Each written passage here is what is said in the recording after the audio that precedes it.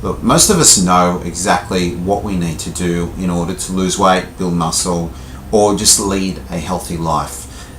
We all know that exercise is an integral part of being healthier and achieving our body composition goals. The problem is that many of us struggle to find the time necessary to lose weight, or build muscle, or just to exercise consistently. Time is a huge factor. We live in such a busy world. Many of us working a 40-hour week, and some of us looking after children, looking after other people. Obviously got personal responsibilities, social responsibilities. With everything that we need to do, finding a few hours each week can be a very difficult task to accomplish.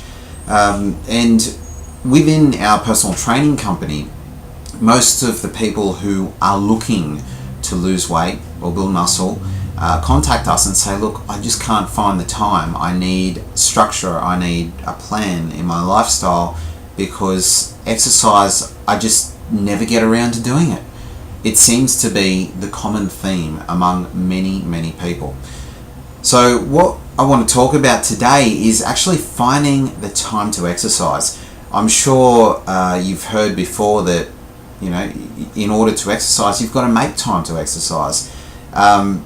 Making time doesn't make sense. We all have 168 hours each week. We can't make another hour each day to exercise. It would be great if we could, but we are limited to those 24 hours each day. So I guess it's not so much about making time to exercise. It's more about changing our priorities in life and identifying that exercise is a very, very important part to our life.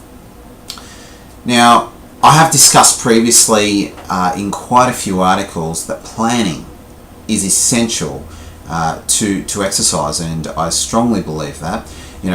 Going through your week, planning out your timetable, working out, all right, these hours I'm sleeping, these hours I'm working, this time's dedicated to this other task, and then going through and seeing what time you do have available in order to dedicate to exercise. This can be a very effective tool.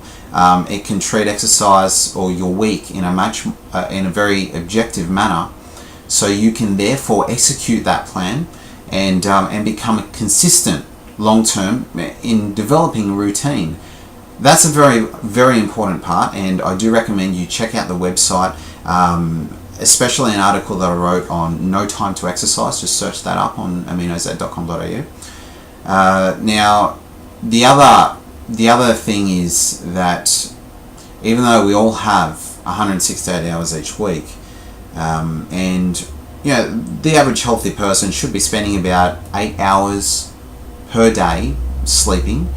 If you're not spending 8 hours each day, or if you don't have 8 hours time to sleep, I would strongly suggest that you reconsider your schedule, because sleep is very important not only to your physical and mental well-being, but also to your general health and body composition. If you're not sleeping, your hormone balance may very well be out of whack, and you may be sacrificing your progress.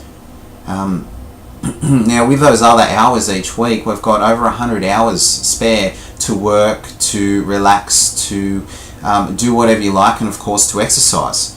Now, if you were to spend just 3 hours each week exercising, that's about 1.7% of your week. It doesn't seem very much, and in theory, it's absolutely accomplishable. Like, it's to spend less than 2% of your week doing physical exercise, that isn't a hard task to accomplish. Many of us, though, can't do it. So let's look at why that is. And it comes down to priorities. You see, many of us don't prioritize exercise as a task worth doing because everything else gets in the way. Work obviously has to be done. Looking after a child obviously has to be done. Other things, other social engagements, or just running around doing the groceries. All of this seems more important than exercise. And I'm not saying that those tasks aren't important. They absolutely are important. But so is exercise. So what I want to do is introduce a quadrant, the 4 quadrants of life, and it was actually in a book, or actually in many books, but one book in particular, First Things First, by Stephen Covey and Merrill as well. So I very strongly recommend reading that book. It pertains not only to business but also to your life and prioritizing things in life too. This is the 4 quadrants here. Let's try and get this in focus. So you can see here we have across the top line important tasks. Down the bottom line are non-important tasks. In this column here, the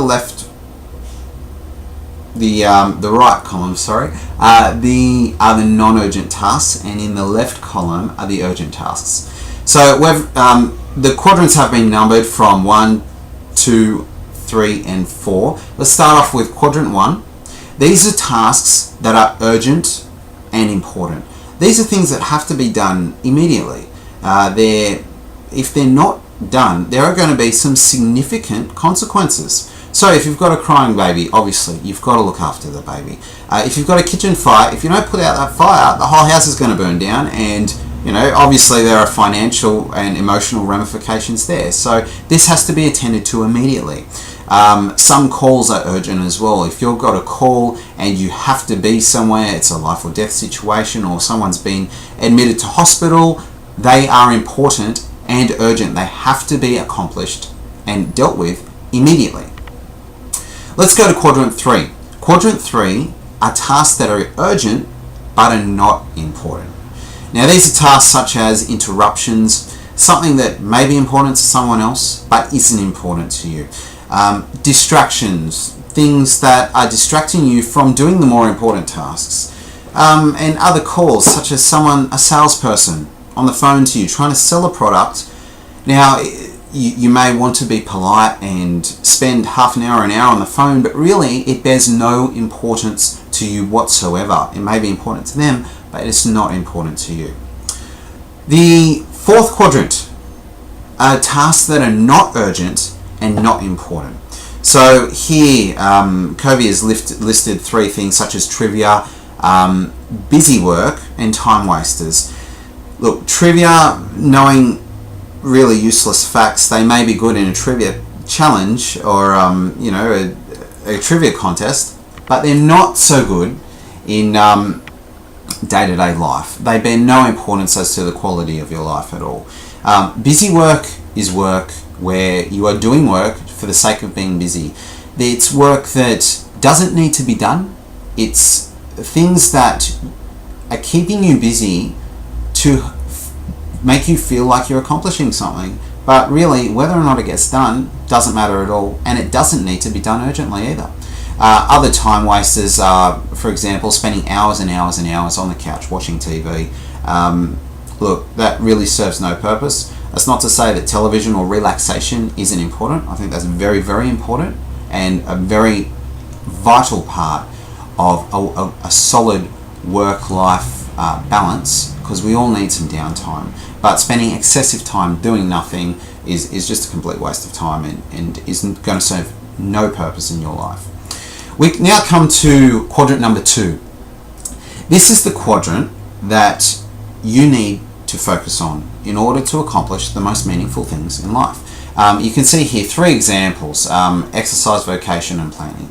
Now, exercise is obviously what we're talking about here, and I find it most interesting that Covey, who has written quite a bit on self-help and business,